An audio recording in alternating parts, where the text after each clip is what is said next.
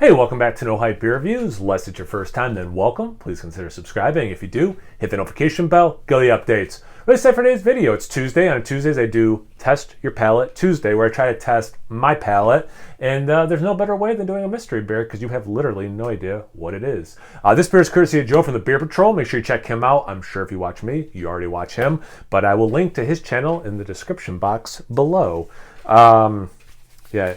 You don't know what the mystery beer is, so you don't know temperature, you don't know glass style, you don't know if you should roll it like I'm rolling it. A lot of unknowns, but let's find out what it.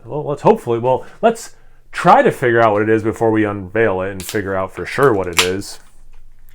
He calls them whodunits, so because it's him, I'm gonna do a whodunit, which is when you do a mystery beer. Okay. Well, out the gate, it's got a nice orange color to it. Very thin-looking head. Not even that compact, actually. Pretty small bubbles, but they are starting to break. But not super compact, but they're starting to break up a little bit. Looking a little soapy versus compact. Yeah, I can't tell if those are particulates. It's like stuff that's like suspended in animation there. So it's not like just carbonation, but there is a little bit of that. But yeah, there's like little chunks of stuff. Or maybe, I guess it could be floating bubbles that are just not going up, but that seems odd.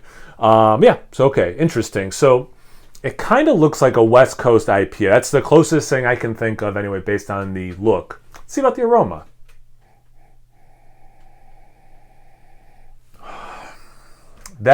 Oh man, this is bad. This smells really familiar.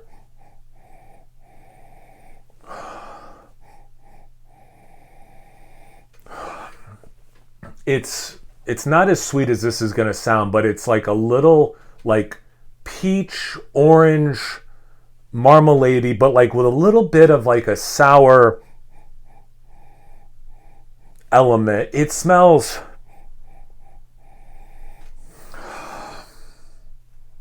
Is this an Omegang beer? It could be like a farmhouse ale. It's a little potpourri-y, but then it does have like fruit that way, like I said. With a little of this, not quite super sour, not quite sour, not quite wild, but a little bit on those paths. Yeah, that's what, and you know what, the look kind of makes sense if it's like Hennepin or Rare Voss or something from Omegang. I don't know. It smells super familiar. Let's get into the taste. Cheers. Thanks again, Joe.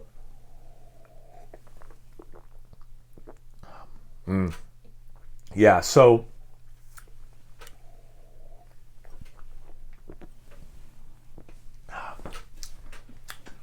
yeah, I can't say for sure it's Omegang, but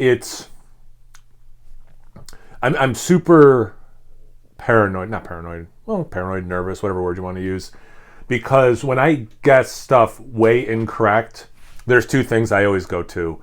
I can taste fermentation, so it's lager, like a Pilsner or something, or it's Belgian style. And when I'm wrong, like really wrong, those are two things I say a lot. So I'm really nervous to say that I think this is Belgian inspired, a Belgian style ale.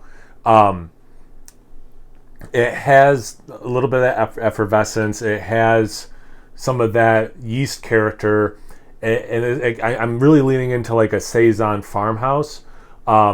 There's sweetness to it, but there is this not just like the aroma, not quite sour, not full on wild thing, but with that orange. And the reason I keep going to Omegang, they do 16-ounce cans, and they'll add adjuncts that kind of accentuate, and I could see this having like an orange peel or coriander, kind of upping that orange a little bit. The head wasn't quite as luscious as I think a Hennepin, and again, Rare Voss I haven't had in a really long time, or I've had it less frequently also in my life than Hennepin. So then I'm kind of like, maybe it's not, because I feel like the head would be way nicer and creamier if it was one of those two beers.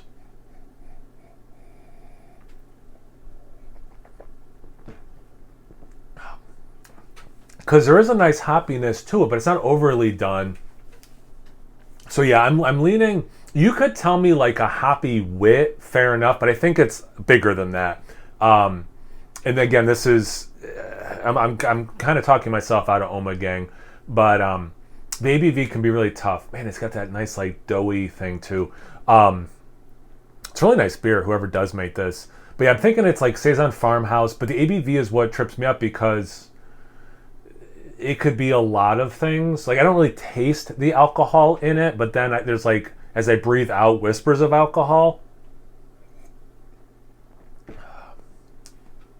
which makes me think it could be like 8%, even though it drinks like 5.5, you know? So, although, any legs?